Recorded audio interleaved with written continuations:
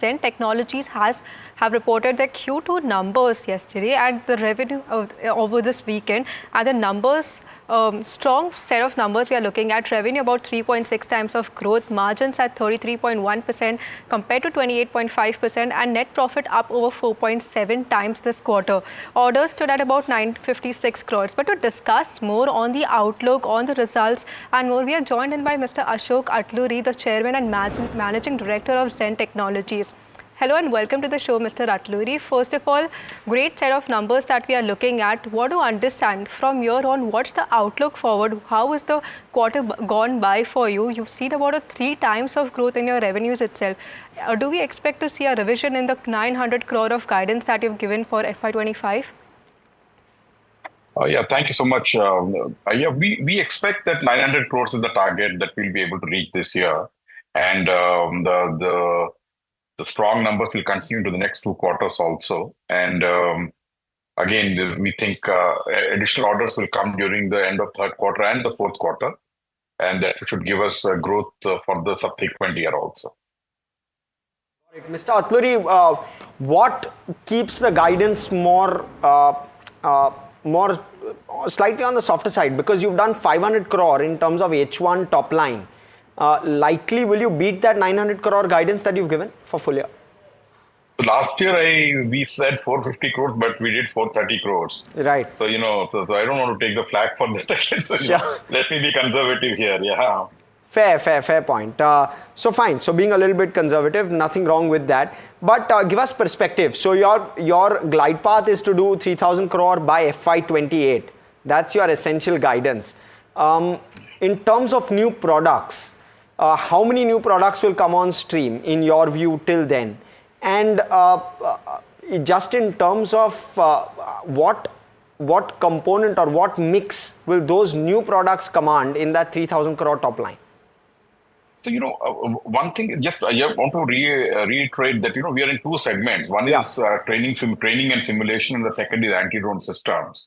And again, the current scenario worldwide is, especially after the Ukraine-Russia war, Ukraine having the world's latest equipment, but still losing a battle against Russia, which is probably having dated equipment. The reason is again saying that, it's the man, not the machine that will help in a war. That means to say training has a very significant role in things. So earlier it used to be just focus on buying newer equipment, the latest toy and the thing. But now it has suddenly become worldwide, not only in India, the training is important. So we expect the training to really increase in demand. The second is anti-drone system. As somebody tweeted today, it is no longer a nuclear superpower, it is the drone superpower we are talking about. Now, whoever has better drones will be able to do. So how do you protect yourself against these drones? We have seen it in Armenia-Azerbaijan war, we have seen it in Ukraine.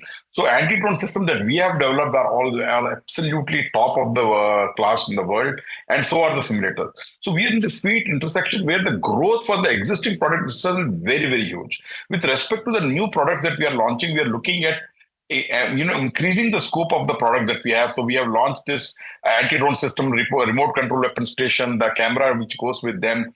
But we are also finding the independent market for the remote control weapon station in addition to the anti-drone solution that we are offering. So we expect that the products that we are organically growing itself will be able to give us the 50% CAGR growth that we are seeing for the next 3 years.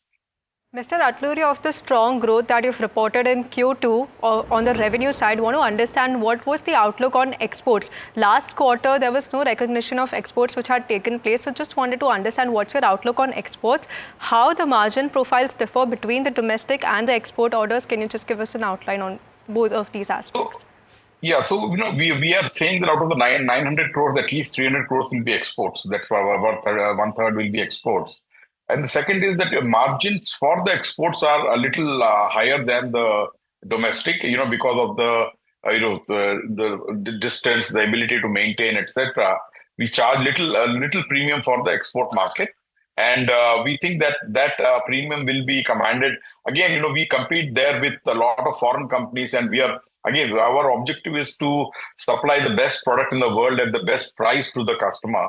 So the customers are very happy with the price that we're giving. We expect the export orders also to scale up in spite of the premium that we are charging. Right, sir. Sir, tell us, you suggest that the current products will drive your top line from the 900 crore guidance in FY25 to 3000 crore in FY28? What are the new products you're investing in? And what do you believe is the competition and the traction in those products that we can expect, and when do they come on stream? So, the additional investment has been both in terms of, making some more simulators in for the new upcoming weapon system that we have. And second is the anti-drone system. We are looking at the evolving threats that are coming, that our customers are facing, and developing in collaboration with them based on the live feedback that they are giving. So, these two factors are helping us, scale the existing products. And we do think there will be some launches, some R&D is going on, which would be premature to announce now, but definitely products which will be associated with these two things will be launched in and definitely I've factored those products also for the growth. But I think the growth stands strong at this point in time. So, Mr. Atluri, of these new launches that are expected to take place, what is the kind of contribution that they will have on the top line from next year onwards? Can you give us more details on that? And is the margin profile in the 33 to 35% for these new products as well?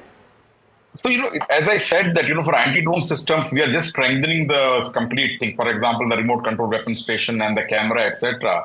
So we are thinking that, ideal combination as of now, almost 40% is from anti-drone system, 60% from simulators. We expect that this may go up to 50%, and that the demand for anti-drone systems is increasing rapidly. But again, I would be very surprised if I would not be very surprised if large number of training simulator orders come, and the current skew in favor of simulator continues. But again, to say that I'm not very sure how the division between these things will happen, but they may be between 40 to 60% for both the products. Right, Mr. Atluri, how much do you all spend on R&D as a percentage of top line, or is there some kind of metric or thought process internally as to what kind of number would you be penciling in and spending? So actually, as a percentage, it's generally very bureaucratic thing. We do people spend it as say 8%, and then they go and try to make it 9%. It's a typical bureaucratic approach. But what we are doing is we are very opportunistic, that we get a good product to develop, we invest. So, at this point in time, we have I think this year we'll be investing something like 30 plus crores. But the fact is that if we get a good opportunity, again, Zen is very focused in long-term growth of the company. And we have been spending, we have 150 plus patents that we have applied for. Out of that, almost 80 have been granted at this point in time. They're not only Indian, but global patents. So we are into this R&D mode, and we will spend whatever is required to maintain the edge for the existing product and to develop new products whenever they are required. But this percentage is a very, very bureaucratic term. So we don't fix a percentage. We are very, very open to good opportunities, and we are very opportunistic about that. No, great to hear, sir. And the other piece, how do you all account for that? Is that expensed out completely?